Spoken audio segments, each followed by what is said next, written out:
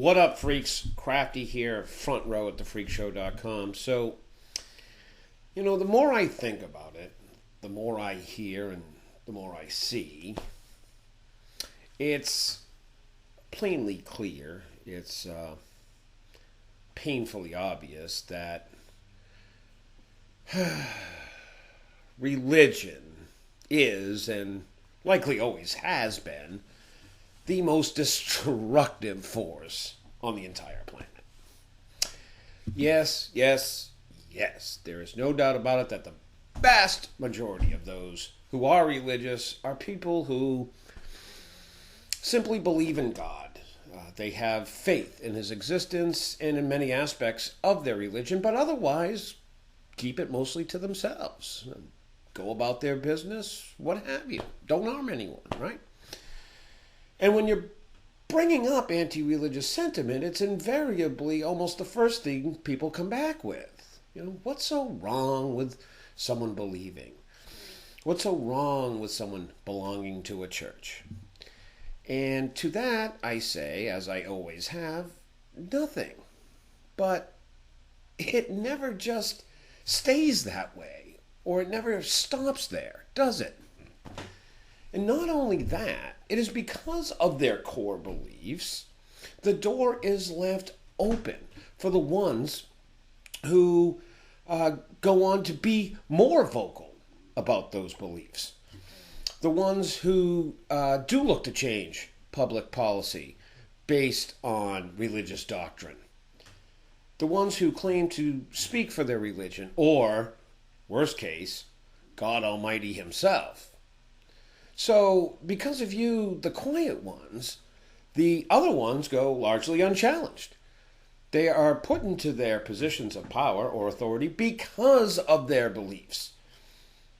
Because you quiet majority all say to yourselves, well, he or she does believe essentially as I do, so it's a good thing that they're there to represent me. Or he or she is a person of God, good enough for me.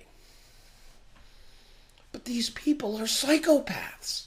They're psychopaths that, again, are not only not called out on it, not only not discouraged, but the opposite. Because to challenge them would be to challenge yourselves on many levels. And that, obviously, cannot happen.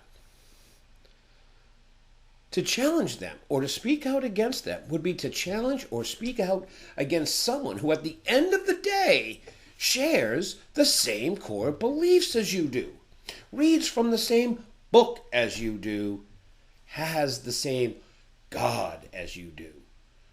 But what, I ask you, what is the difference between that and the small minority of Muslim fundamentalists that are not condemned by the majority of non-extremist Muslims?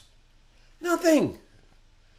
And it's time to admit, my religious friends, they sound crazy because they are crazy.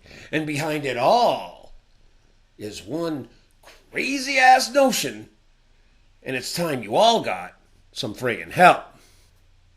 Listen to this lady. This is Sandy Rios. And she is the government affairs director for this American Family Association, which is a nonprofit organization with revenues close to $18 million annually. Here she is on Fox News, so one of the larger mainstream media audiences. In other words, she's being listened to. Her opinions are being sought after on a national stage, and of course, look to for answers in her professional life. She's a successful person that I'm sure is talented in many ways, but she uses those talents spreading and disseminating a fucking fairy tale. Take a listen. You've been very critical of the rainbow, the White House putting the rainbow up. You even said the rainbow could lead, and correct me if I'm not stating this correctly, to acts of terror? Is that true? I don't remember saying that, Alan. I'll tell you how I do feel about the rainbow. The rainbow is something that God, and there is a God in heaven, a sign that he gave to mankind that he would never destroy the earth by flood. It's a promise of God to mankind. And so I think it's kind of offensive that the gay rights movement should take that symbol, which is really a holy symbol. The rainbow is God's promise to us that he won't kill us by flood ever again. Try telling that to the good people over on the coast of Japan or Indonesia. I know, heathens, right? She's obviously referring to the story of Noah's Ark here, right? Noah's fucking Ark. A story so riddled with holes, so obviously make-believe, it would be hard to make even like a kid's animated movie about it because the script is so ludicrous, a fucking 5-year-old would be like, huh? What? How about this guy? Representative Robert Pittenger. Yes, Representative Robert Pittenger. And this guy, of course, is in Washington, D.C. He is making decisions every single day that impact each and every one of us. Listen. The most important message that needs to be heard in this city is the gospel and love of Christ. That transforms lives. You know, we've seen some court rulings that have unsettled us, caused us great pain in our heart for our country. I don't hold fault with those who believe different than me. They just don't know my Savior. They don't know the one who loved me and gave himself for me. And that's my mission. That's my primary mission as a member of Congress. The most important message in this city is the gospel and love of Christ? Are you fucking kidding me? And that's and spreading that message is your number one job as a fucking congressman? What the fuck? This city he's talking about again, folks, Washington, D.C. And he is again where he is because of who he is. He was elected, I am sure in large part, because of his belief in God and Jesus Christ. A story, of course, that we have absolutely none, zip, nada, zero, not a shred of first-hand evidence for, and not that that would necessarily matter, right? You know, as the good people, for example, over at Atheist Experience like to point out, that we have plenty of people today that are witness to UFOs and aliens, abducted by aliens, talk to aliens, right? We don't take their word for it. However, there was also none, zip, nada, not a shred of evidence that this man existed outside of the Bible. And it's a story based on claims of miracles that were not seen before or haven't been seen since. Just this one freaking time, this one period, 2,000 plus years ago, in probably the most illiterate and backwards ass part of the world. Doesn't just that fact alone give you cause to pause, my pious peeps? And you know, actually, I'm sorry, because those miracles, well, they had been seen before and even documented, because the story of Jesus Christ was not even new at the fucking time. There are like a dozen Jesus Christ stories, all with virgin births, all with 12 disciples, all with resurrecting from the dead. Look it up. But no, this one is real, right? This one is real. And if you don't believe it, you're going to hell. But back to case in point. Here's Mr. Pittenger in Israel after he spoke with and talked to Ding Dong Netanyahu about the Iranian nuclear power program. So yeah, this guy's word and opinion matter. He's being listened to and being followed. But he might as well get up there and say that if we don't stand by Israel at this time, then Zeus himself is going to shoot lightning bolts from his ass that will rain down upon us relentlessly, with great vengeance and furious anger, those who attempt to poison and destroy our brothers. Sounds fucking silly, doesn't it? Well, what's the difference? So, you know what? I'm sorry. I would really like to very much let you all have your little fairy tales. Hell, I myself would like to believe in a benevolent supreme sky skipper, looking over us, caring for us, loving all of us. I really would, but you know what? I can't. I can't. Logic and reason and all things sane forbid me to.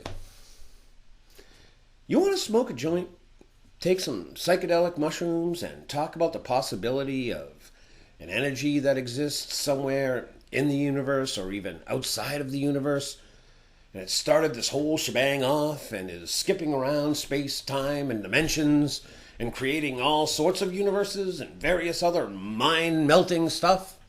I'm all in. I'm your guy. But to get from that, or anything even close, to a God story featuring talking snakes, 800-year-old men building Titanic-sized boats, daughters being offered for raping just to spare male angels from the ass poke, virgin births or resurrections from the dead, it doesn't take faith. It takes complete and utter denial. Total suspension of everything else that we hold to be true or real or with even a hint of common sense. And again, I really don't mind so much about your personal little psychoses, your deranged little lean-to in life. But it obviously has not, will not, and cannot stop there. And though it might be the minority, there's still way too many crazed psychos in need of serious therapy that are getting to way too many important positions. And it needs to stop pronto. Angry God is the reason why we have drought. Angry God is the reason for the American decline. No, I'll tell you why America is in decline. Because the people of this country, by and large, fell asleep at the wheel 50 years ago and let shit at the higher levels and even mid-levels of government go unchecked and unchallenged. Because life was good. The American dream was being realized. A few generations of prosperity. But all the while, it was being done with smoke and mirrors, kicking the can down the road, robbing Peter to pay Paul. It was built on war and death and destruction. It was built on ignorance, both willful and otherwise, with regards to planetary environmental side effects, or often just blatant disregard for such. It was built on phony money and a fake economy that has seen the value of the dollar decrease 97% in the last 100 years. It was built on fear, confusion, intimidation, and propaganda. That last part sound familiar? It should. It's pretty much the history of religion. All of them. You know, I know my little video and my little rant here probably not going to put an end to religion. Sure as fuck would be nice, right? YouTube video goes viral. Planetary holy book burning this Saturday. Now, of course, to think that would be as delusional as the very people this video tirade is aimed at. However, to one day have a world free from fairy tale dogma, we do have to start somewhere. We must start calling out not just the crazed minority looking to establish theocratic rule, but the underlying core beliefs on which they propel themselves into the positions of authority. We must beat it back at the very source and call it out for what it is. And that is outright and replete nonsense. And if you're offended by that, well, I don't so much apologize, but I do get it. I really do. I do understand. Hey, look, I am here in large part saying what I am saying because of that great big ball of religious confusion I grew up on. And that was shoved down my throat. And with very little explanation or real discussion, and pretty much zero ability to opt out until I reached adulthood, when I was already significantly psychologically damaged.